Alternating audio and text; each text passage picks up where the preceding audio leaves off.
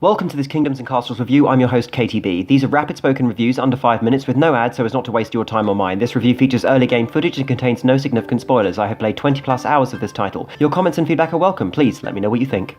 Kingdoms and Castles is a fun and relaxing, if somewhat limited, city building and management game. The aim is to found a fledgling city, collect resources, grow and protect your population whilst expanding and building. Your main threats are from hunger, fire, depression, dragons and Vikings. These scale slightly as the game goes on, but are relatively simple. More later. Kingdoms and Castles is nice to look at. It has a consistent, simple visual style based around cuboid design, so essentially a 3D pixel look. The interface is simple iconography with resources corresponding to icons on screen in a fairly obvious fashion. The game maps are randomly generated at the outset of each new session, and you can see it at a glance which areas are fertile for growing crops or should be harvested for wood, etc. Animations are simple to the point of being near non-existent. Your basic cuboid populace bob around, buildings appear in frames, then a puff of smoke, and Vikings hop towards you in formation. This would be too simple, but because the style is consistent throughout with only the very occasional flourish, for example dragonflight, it feels simple rather than sparse. The interface is neatly designed with a series of layered bars available to choose your structures and a minimal amount of context menus or in-game tweaks. The genius of Kingdoms and Castles is in making this simplicity engaging, replayable, and fun. There are negatives to the visuals. They are stylistic and functional, but don't offer much in the way of eye candy, and therefore a sense of life is somewhat missing from your cities. Apart from movement and basic structure animation, there's no humanity, grit and dirt, etc.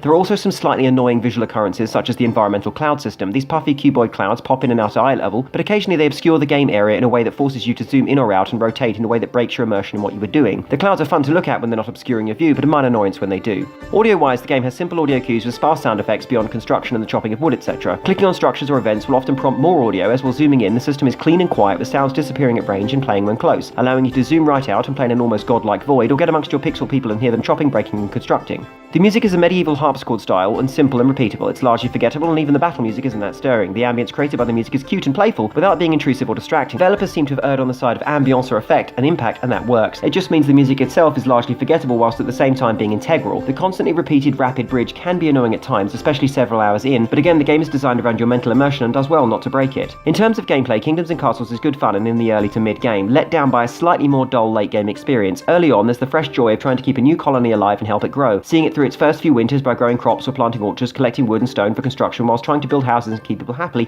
and avoid the odd fire. This is often the most interesting part of the game, the outset. Here you work out how you'll grow, where you'll collect resources and focus your efforts. For a while your battle is with food, seasons and population and the occasional wolves you bump into in the deep forest. However, you will find yourself hitting the speed time button quite a bit early on in order to get your basic buildings out of the way and grow your city. You don't tend to want to play at the normal pace and inhabit the early city, which is a shame, but that could just be my personal playstyle. In the mid game, when your city is more established, you start to fend off ever larger Viking attacks and dragon sightings. Well-placed towers and defences help here. Stone walls and proper channeling of enemies in a tower defense style can give you the edge, as does playing the map and forcing your enemies through choke points or certain routes. This remains interesting and fast-paced. Getting to the late game sees the flaws become apparent. Once you've worked out how to choke off or funnel Vikings and respond to attacks, the absence of any other enemy or external narrative becomes clear. What's missing at present are rival cities or a multiplayer option allowing you to face your city off against one another either one-to-one or in teams, or a story-type mode where you have to develop your cities across ever more inhospitable maps against ever harder odds for some narrative purpose. It appears the developers of Kingdoms and Castles are intending to add AI cities at a later date, and potentially a multiplayer element, although the latter to my knowledge is still unconfirmed, and we're reviewing the game as it is, not what it will be.